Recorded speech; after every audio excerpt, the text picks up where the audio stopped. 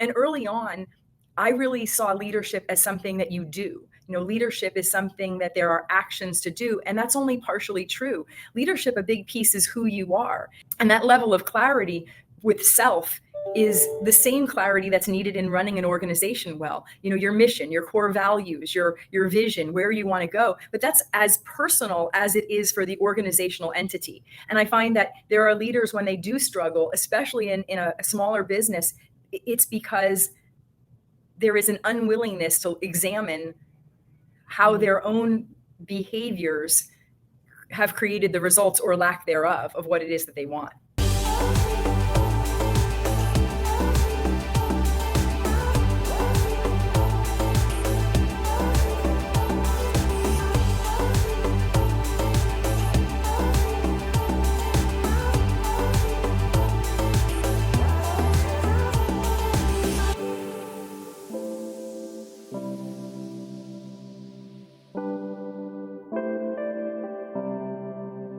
If we're living in a world where everything seems to be topsy-turvy, turbulent, going crazy, I mean, we're living in a time that a lot of people never thought that they would ever see. You have a pandemic that just happened where a lot of people were forced into their homes. A lot of people had issues with having to wear masks. All of this sort of coming out of that smoke. And then as soon as we get out of that, now we have a war. Who would have thought, like, where there's a war going on in Ukraine? And a lot of people are very concerned about that. That war, along with the pandemic, has a tremendous impact on our economy. So this is worldwide. International economy is greatly affected by what's happening over there in Ukraine, and also what's been going on with the pandemic. Everybody's trying to figure their way out of this. Now, thankfully, I think the majority of our listeners are not living in war times where there's a threat to their well-being. And of course, our hearts go out to everybody who, can you imagine, every day waking up and wondering, like, what's going to happen today? Yep. But even still, even if you're not living in Ukraine, and I got to say too, I mean, that's actually not true. Well, I don't think very many of our listeners are in Ukraine, but so many of our clients are affected by what's going on in Ukraine because of the tremendous intelligence inside of the entrepreneurial space for programming and developing a lot of different tools and resources that a lot of entrepreneurs use. I've had people say, like, I've had to delay projects because of what's going on in Ukraine. But for everybody else, on a daily basis, you still struggle with everything that's going on. Lacey and I have been talking for over 2 years now, providing guidance. I was just speaking earlier today about how we were providing guidance on the pandemic in February at a time when people actually thought that we were crazy. Yeah. Like, Oh, it's not we that were bad. we It's were gonna telling be people there's over. this thing Yeah. happening in China, and it's big, and it's going to affect our businesses, and people thought we were nuts. And then, a few later, we're like, what do we do? And now you and I are really on this topic of how what's going on in our economy is going to affect our listeners, small business, entrepreneurs around the world. And if there's ever a time when the world needs leadership, it's now. If there's ever a time when your business and your employees and your staff, the people that That you you serve. I was serve, just saying the people that you serve need leadership. the time is now. So we decided to get an expert on the topic because, look, you've got to start to really hone your leadership skills if you're going to make it through this. I mean, giving you strategies and tactics relative to what we should be doing to adapt your business, Lacey and I can do that all day long for you. But if you're not a strong leader, you have the strong strategies and tactics, you're not going to get anybody to go along. Like you said, from your prospects and clients to your staff, people that depend on you. Leadership is probably one of the most valuable commodities right now that you could possibly possess. So let's talk on this episode, this edition of the None of Your Business podcast, all about leadership. We have Marie Platske with us from Upside Thinking. Marie, welcome to the None of Your Business podcast. Thank you. Thank you, Sean. Hello, Lacey. Happy to be here. Appreciate you having me. Now, we always start off with the same question, but your answer to this question is going to be pretty unique. It's going to be pretty awesome, because here's what we've noticed. We realize that on a lot of different podcasts, and you've done a lot of interviews, and when you go on a podcast, people just think like, oh, here's Lisa. Well, lucky her, she is like a natural born leader. Natural Her born father and speaker, mother so were easy. natural leaders. They just put her in leadership training, and there she goes. And so we always love to speak to people's creation stories so that everybody can understand how you got here. But I love, your creation story is very unique. It's got some really interesting highlights in there. Tell us a little bit about Lisa Marie and how you end up here speaking to us today about leadership. Well, I tell people that leadership is something that I've been fascinated with my whole life. Like I really was fascinated with how people get to. Some people stay in the same job or the same business or the same career for really long periods of time, and they just relive the same moment over and over and over again. Perhaps you've seen that. And for me, I was determined, how was I going to be able to grow in my business, and wanted a shortcut. And so my background started in federal law enforcement, and from there, I ended up opening a business, not necessarily because I ever wanted a business or because I thought I would open a business. But this leadership piece has been part of my journey from when I was a really little kid. When I was 10, I was sitting in my grandparents' house watching an episode of Merv Griffin. And my grandfather said, Lisa, someday you're going to be speaking to thousands of people. Someday you're going to speak to thousands of people. Meanwhile, I'm playing my Connect 4 game, wondering what in the world he's talking about. And that thread that my grandfather gave me years ago, while my grandmother was watching and my little sister playing the game with me, is really what has carried me through over the last several decades. I love that something that was infused in you so early on has really propelled you to help so many people. And that's such a neat part of the story to hear. Leadership, though, is being fascinated with it for so long. You understand that leadership isn't necessarily a natural thing for most people. And I think that, a lot of entrepreneurs that we work with, the emphasis is in the service world. And so they have this big service heart, and they're really good at the thing that they do and how to bring that to the people that they serve. But oftentimes they have difficulty leading the people that will help them along that journey, their staff, their employees, the relationships that they're building in their community. So what have you seen when it comes to leadership? What have you seen some things that people struggle with often when they're trying to step into a leadership role and haven't done it before? Well, when you speak about the struggle, I have to go back to my own journey, which is that I thought that I was leading. I thought that I understood what leadership was. I thought that I was out there, telling people what to do and doing it really well. Only that's not what leadership is. And the other part is that in having a business, I didn't realize how incredibly important leadership is for myself in running a business, not just in me teaching it, but in my own business. And so in looking at what other people struggle with, it's also was looking at what is it that I struggle with. And early on, I really saw leadership as something that you do. Leadership is something that there are actions to do, and that's only partially true. Leadership, a big piece, is who you are. And so I find that one of the greatest struggles with leaders is understanding how they operate, like who they really are, what their greatest triggers are, what are the things that get in the way of them being able to have the crucial conversations that are so necessary in order to be able to build bridges on teams. And that level of clarity with self is the same clarity that's needed in running an organization well. Your mission, your core values, your vision, where you want to go. But that's as personal as it is for the organizational entity. And I find that there are leaders, when they do struggle, especially in a smaller business, it's because there is an unwillingness to examine how their own behaviors have created the results or lack thereof of what it is that they want. Very and so I had to look at interesting. me first, Yeah, no, absolutely. So I have two questions that come from what you just said. Number one, we're always big on defining terms on this podcast because terms can be looked at very differently. So you said that you thought that leadership was like telling people what to do. And I feel like a lot of people feel that way. Like, I'm the leader, but what they really are is the boss, right? And there is a difference for sure. So number one, how would you define leadership?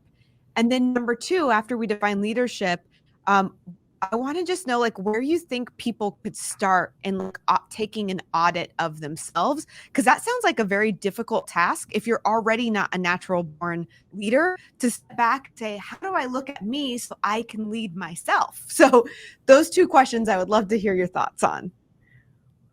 Well, leadership is influence. And so you can have all the titles you want in the world, and you can call yourself the leader, or you can give yourself the title of president or COO in an organization. And it's whomever has the influence. When I worked in federal law enforcement, I will tell you, my first position, I had 4 years on the job. I showed up in an office and I had the title. I got the promotion. There were guys in the office who wanted the promotion, some that had as many as 37 years on the job that didn't get the opportunity. And one of them was absolutely the leader. I was not. He was the one that had the influence. He's the one that people went to and asked questions and advice. It wasn't me. And until I earned the respect and the trust of the people in the office, I was simply the person that was the figurehead that had the title. And so I define it as influence. You look behind you and you have no followers, you're not the leader. I don't care what you call yourself. And that's really big in business, both internally and also outside the organization. And your second question,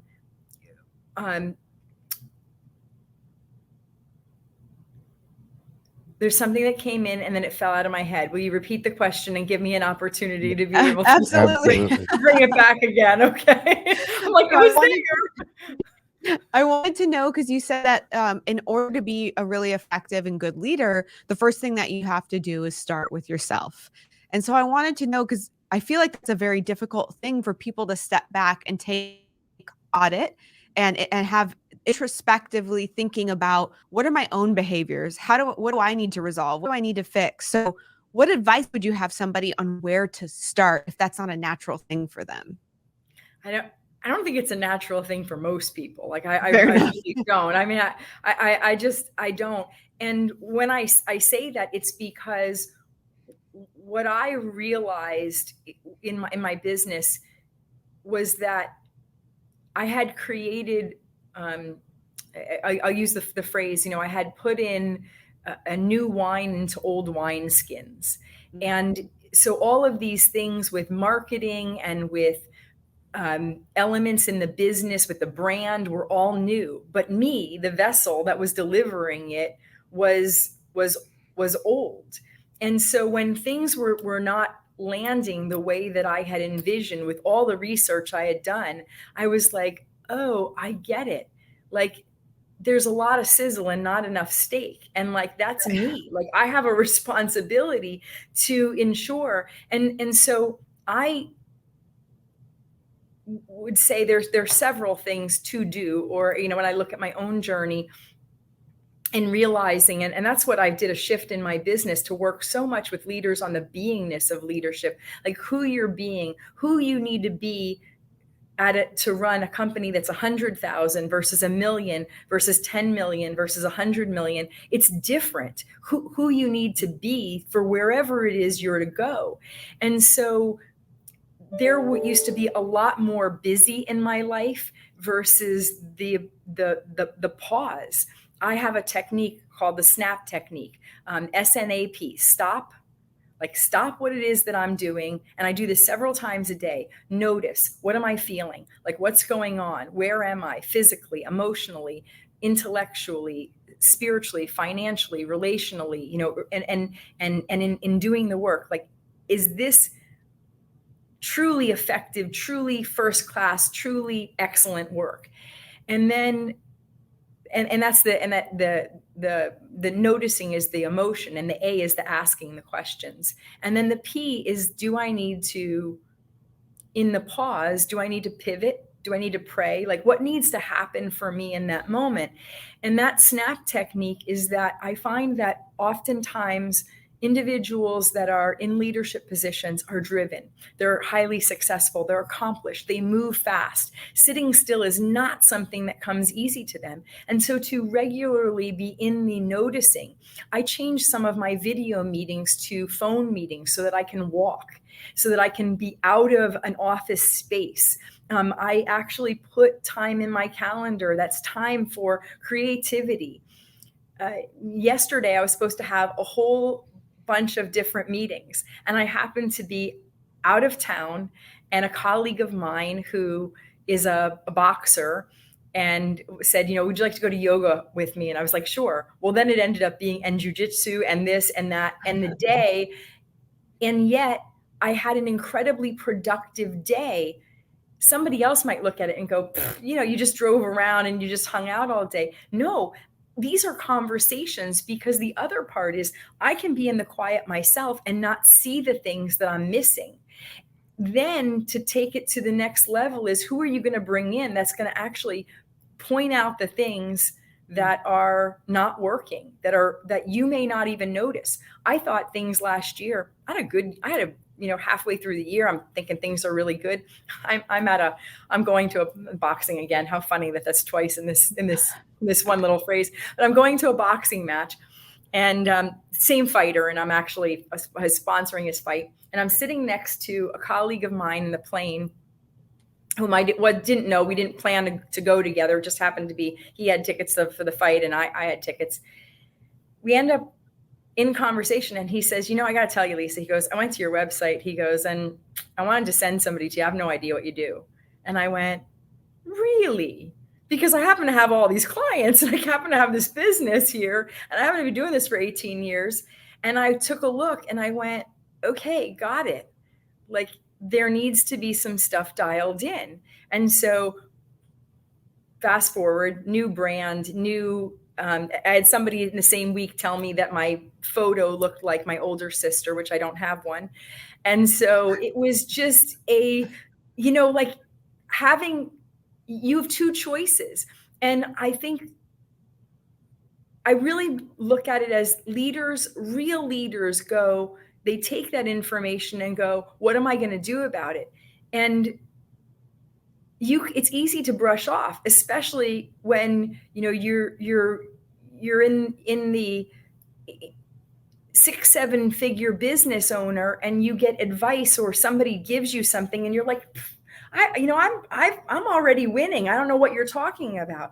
So for me, it's a series of things. It's the stopping and the pausing.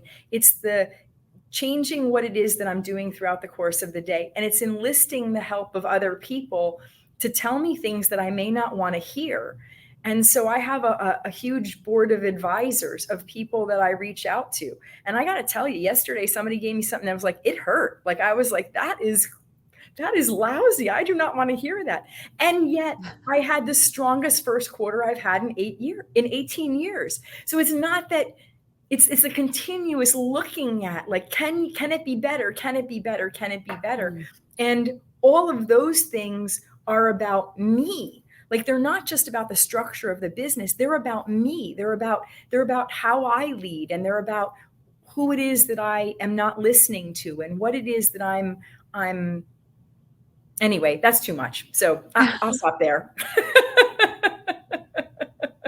Website is www.upsidethinking.com. If you want to, is it an updated website, or is this the It same is. This website is that no. This is an we, updated one. we don't get to see the previous one that was commented No. on? This If we one's want to, good. You can see what she does. if you on want the to, we want website. to check out the new updated website from the story, www.upsidethinking.com. That's where you can find out all the various ways that you can plug in with Lisa Marie and all the great things that she has going on. You started to drift a little bit into where I would like to go next, because I think that I want to recognize that, well, probably, well, maybe, yeah, some of your clients might listen to this. You might share the episode, but let's just assume that it's not your clients that are listening to this. We're not talking about anybody in particular. And I'd like to get some raw insights, because we're not talking about anyone in particular. And from your experience, having done this for so long, well, let me, before I ask my question, I 1,000,000% agree with this idea of having a board of advisors and people that Yes, check I you. knew We you'd talk like about that. this a lot because very successful people generally kind of term themselves as visionaries. That's where they like to say, like, "Oh, I'm a visionary." And I'm the one that comes up with the ideas, because that was sort of popularized by a lot of different books that came out, E-Myth and Predictable Success and all of this, where we really elevated the visionary, and then we have to have operators that do the thing. And I always ask, well, who's the filter? Because you're the one that comes up with the idea. Of course, you think the idea is good. You came up with it. Who And the tells you which operator just ideas? does what It the just does what you visionary say. says. So. Who's the judge? Who determines of all the million ideas that you come up? Because I know this. Our team comes up with a lot of ideas, and most of them are terrible. And so I also then think for myself, well, then most of my ideas must be Right, terrible too. right. Luckily, I have you, and you're able to filter most of my bad ideas and stop them from hitting the press. But that's That I super do. important for people, that you have to have some sort of filter discernment, because of course you think the idea is good, you came up with it. Right. And so I think that is super valuable advice. Here's my question, Lisa Marie.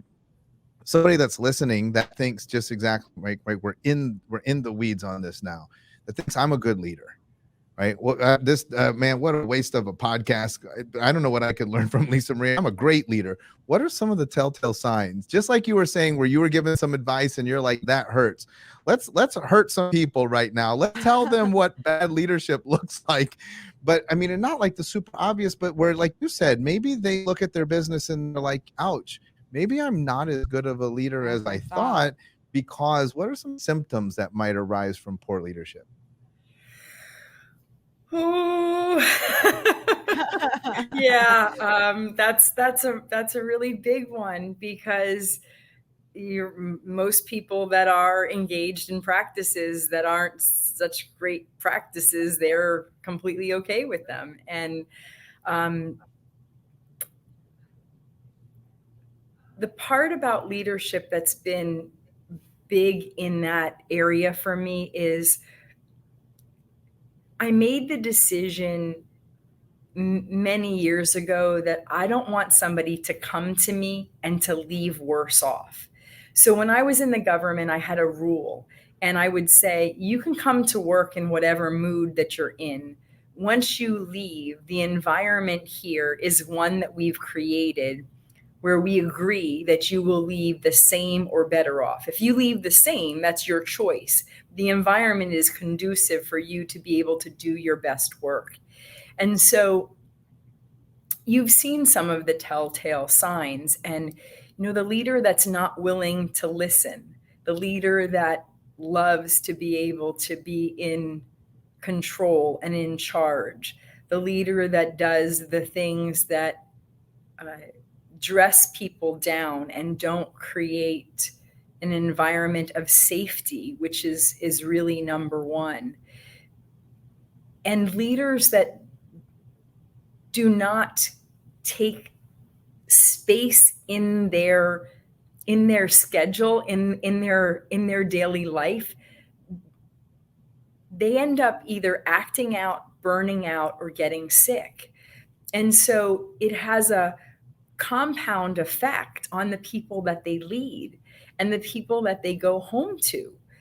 And that's the part for me where whenever I'm in a coaching relationship with a client, I say, I want your business to work. Like, I want your business to make you whatever it is that you want, as much health, happiness, success, and meaning, as much money as you want. And I don't just want your business to work, I want your whole life to work.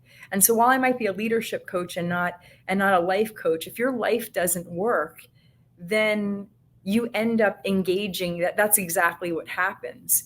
And there are empathy is such a big piece of leadership. Compassion for others. I'm someone who's I tell people when I hire them, I move fast, I'm direct, I send bullet point messages. You typically are only going to get something from me in the subject line. You're going to probably have to ask me 65 times, like, what does this mean? Because I'm moving fast and I'm making stuff happen. And I'm looking at, is this operationally effective? Is this a good use of my time? Is this an investment of my time, or is this actually an expense? And I'm in that constantly. And I also want you to understand that you're important. And so if something doesn't make you feel that way, then you need to speak up about that. And it's also my responsibility to not go, well, that's just the way that I operate. Too bad for you. I have a responsibility to understand the behavioral styles of every single person that works with me and understand what they need. And I think that one of the worst characteristics in a leader that doesn't do something well is they just go, well, I'm the one that, it's my company, I get to operate however I want. This is, you don't like it, you can leave, you can find another. And you can see that in larger companies, in smaller businesses, where it's like, I am the visionary and this is mine and I created it. And I look at it as, you don't get the right to treat people poorly just because you came up with a great idea. That is just not acceptable in the world. And so I want to be a force for good on the planet, and I want people to come to me. And I'm a hard person to work for. Like, I get that. And I think that's so important. What you talked about there is it's also allowing people a little bit of flexibility and freedom, the people that work for you. That's like what a good leader does. Because again, a boss is just somebody that's very rigid. This is what you do and this is how you do it, and don't talk to me beyond that, right? And I think a leader actually allows some movement with the people that work for them. Hey, if you have an idea, come to me. If you don't like how that made you feel, we have space for you to be able to talk to me about that. So I see that often. And I think one of the symptoms that you were asking about, and I've seen this in some of our clients when they're trying to lead, is they have employees that they didn't even know that certain things were going on with that employee. They didn't know that things were happening in their life. They didn't know that they're unhappy in the workplace. They didn't know that that person didn't feel heard because they were too rigid and didn't allow that kind of flexibility and freedom. And so if you're like if you have a business and you have employees that leave and you have no idea why, or you have employees that you find out later that they weren't happy, there may be some leadership issues that you need to begin to look at because you're not allowing that space and being empathetic and allowing that freedom. So important. So Marie, let's say that somebody is listening to this and sort of we talk about mirror moments, and they realize, look, watching this, that they're looking in a mirror and they need your help. How do you help people that might be dealing with leadership issues? What do you do to help them overcome, grow, apply, implement? What is sort of what does the menu look like in engaging with you? Well, I have conversation. There are people who call me and say, hey, I'd really love to work with you, and here's what it is I want. And I may not be the right fit. And so one of the greatest things about being in business for a long time, well, long is relative.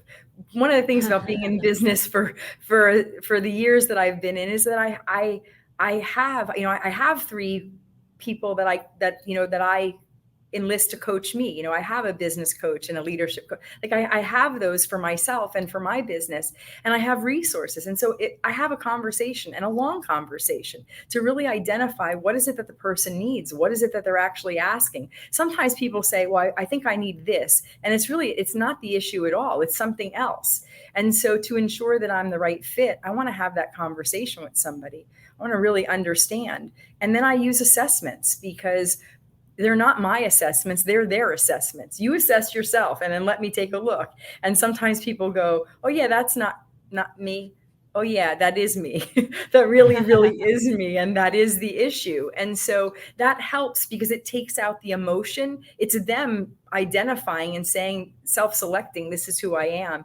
And from that place, when it is a fit, and when they do have the assessment, I can then be able to go, okay, let's look at what is most important. Is this a communication? Is this a team issue where we need to set up how you work with your employees? Is this really about you and your own journey, about who it is that you're being as a leader and what you want? And it's different for everyone. That's why whenever I have a group program, I tell people, just because I gave that person over there some assignment, don't go doing it thinking like that's the next step for you on your journey. Like it's so individual. One of the things about leadership is, based on our styles, the three of us, we're going to all lead differently based on our backgrounds, how we grew up, how our hard wiring is, all of that. And so I find leadership is not like certain elements in business that are more one size fits all. Leadership is personal. Love it. I love it. The website is www.upsidethinking.com. You guys should all at least visit the website. Then you should dare yourself to engage, because look, leadership is so important. Like we said at the top of the program, this is a time more than any other time in your business's history when leadership is going to really be a make or break thing. So hopefully you will take some time to look in the mirror, reflect, and understand that there may be some deficiencies. If there are some deficiencies, then you will reach out to Marie Platske, who just showed us all of the things, the wonderful things that she can do to help you so that you can help others.